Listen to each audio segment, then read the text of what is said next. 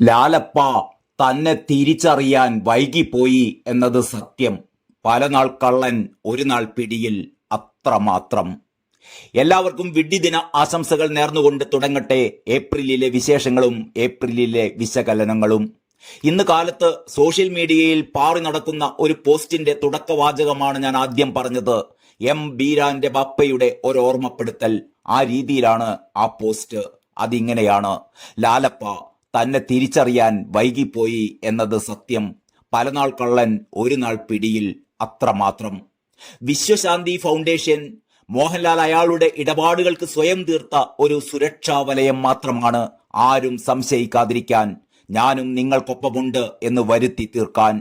അത് രൂപീകൃതമാകുന്നത് നരേന്ദ്ര ദാമോദർ ദാസ് മോദി എന്ന സംഘപരിവാറിന്റെ ഏറ്റവും ശക്തനായ നേതാവിന്റെ കീഴിൽ സുശക്തമായ ദേശീയ സർക്കാർ രൂപീകൃതമായതിനു ശേഷവും. മോഹൻലാൽ എന്ന നടന്റെ ഏറ്റവും വലിയ ആരാധക വൃന്ദം ഇവിടുത്തെ ഹൈന്ദവരും പ്രത്യേകിച്ച് സംഘ പരിവാർ അനുകൂലികളുമാണ്. ആ സ്നേഹവും വാത്സല്യവും തന്റെ ബിസിനസ് താല്പര്യങ്ങൾ മാത്രം മുൻനിർത്തി അയാൾ മുതലെടുത്തതാണ് വിശ്വശാന്തി ഫൗണ്ടേഷൻ.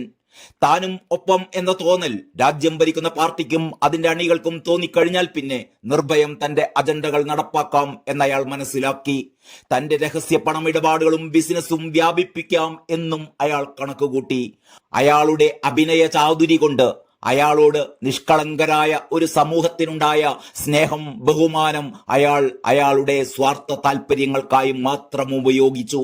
വളരെ ലളിതമായ സംസാരം കൊണ്ടും ആത്മാർത്ഥത എന്ന് തോന്നിക്കുന്ന പെരുമാറ്റം കൊണ്ടും നിഷ്കളങ്കം എന്ന് തോന്നിക്കുന്ന പുഞ്ചിരി കൊണ്ടും അയാൾ ഏറ്റവും വലിയ വഞ്ചന കാണിക്കുകയായിരുന്നു.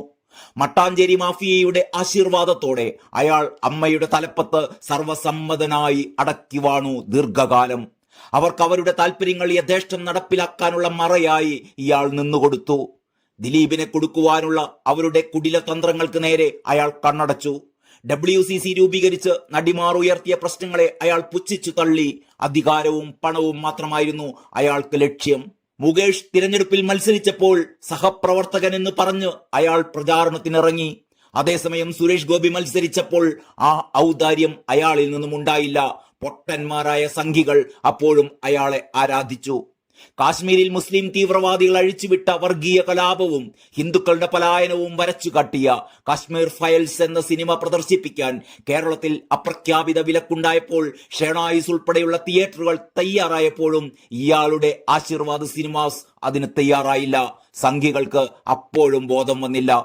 ഭാരത ചരിത്രത്തിലെ ഏറ്റവും വലിയ നാഴികക്കല്ലായിരുന്നു അയോധ്യയിലെ പ്രാണപ്രതിഷ്ഠ. പ്രധാനമന്ത്രി നേരിട്ട് ക്ഷണിച്ച ചുരുക്കം ചില പ്രമുഖ വ്യക്തികളിൽ ഒരാളായിരുന്നു ശ്രീ മോഹൻലാൽ. അമിതാഭ് ബച്ചനും അനുരാധ പഡ്വാളും ഉൾപ്പെടെയുള്ളവർ ആ ക്ഷണം സ്വീകരിച്ചെത്തിയപ്പോൾ ഇയാൾ അത് ധിക്കരിച്ചുകൊണ്ട് നരേന്ദ്രമോദിയെ അപമാനിച്ചു. എന്നിട്ടും പൊട്ടന്മാരായ സംഘികൾ ഇയാളെ ആരാധിച്ചു. ഇപ്പോൾ ഇതാ ഗോദ്ര സംഭവം.